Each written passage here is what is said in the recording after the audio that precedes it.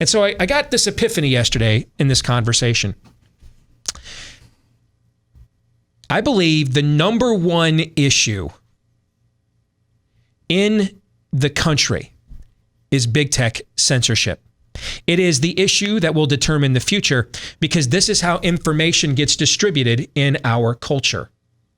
Martin Luther was perhaps the most important man of the last millennium, and he changed the world to this day, but only because Gutenberg invented the printing press that provided him the means to do so. Without that, Luther is just another martyred would-be reformer that would have been lost to history. Without that platform Gutenberg provided, Luther's 95 Theses don't survive the week, let alone 500 years later and counting. Now imagine living in Bible times and your views weren't permitted at the city gate where community business information was done, made, shared. Or imagine being denied access to the world that the telephone opened up just because of your views. You're essentially relegated to a form of cultural serfdom.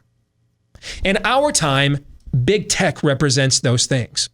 Except they not only are distributing the information that we see, but they are deciding the information we see as well. And they're doing so while selling our personal information for profit and collecting it for their own use. This is perhaps the most sweeping and dangerous monopoly in the history of market-based economies. It's the equivalent of Ma Bell a century ago deciding who gets a telephone based on whether you align with their corporate views. And then going a step further, deciding what you get to hear when you even answer the telephone. If big tech censorship is permitted to go on like this unchallenged, you are looking at new dark ages when it comes to the information age. You can have all the conservative, religious, traditional, even radical views you want. But if you're cut off from the world, it doesn't matter. You can have every view you want, but if you're cut off from the world, it doesn't matter. You have no means to bring them to light. You're not an influencer. You basically don't even exist. You're off the grid. In this scenario, the American church becomes like the church in China. People still getting saved underground because God's word does not return void. But above ground, its cultural, political influence, impact are null and void. And don't think for a second that isn't the end game here. And we're in the end game now. And no, it's not as simple as go build your own Facebook then. I used to think this way till I started talking to people that have tried to do this. You cannot. All the means by which you would bring such a product to market, well, guess what? It's also controlled by the same big tech giants trying to control us now. Go ask the CEO of Parler. I did this last year when I had this position. Found out what it took to bring an alternative to Twitter, even listed in the app stores. Those restrictions, folks, they're only going to grow harder to navigate as these big tech companies become increasingly politically partisan and aggressive. See, the same big tech that owns a monopoly on the distribution of information is approaching monopoly status on the means of information production too. And once they reach that critical mass on that front, it is game over.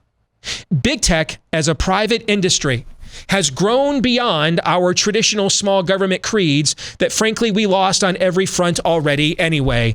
When you look at the size and scope of government, even if big tech never existed, we already lost all those arguments. Denying the reality of what's happening here on small government grounds is like denying you're pregnant while in the delivery room. Since we already lost every small government argument anyway, we set the stage for a behemoth like big tech to arise. No, it's not about small government here in this debate. It's about an alternative government because that's what big tech is forming, or at the very least, an alternative ecosystem that will determine who gets to serve in the government we have. What we're witnessing here is a hostile takeover of a country, because whoever controls the information has control. Albeit it will be one that looks different from how it's historically been done. There won't be any tanks down Main Street. There will be no book burnings and mass cancellations. There will be no riots spilling over into outright insurrection, nor will there be jackbooted thugs knocking on our doors. Because when all these things happen, big tech won't permit you to see it.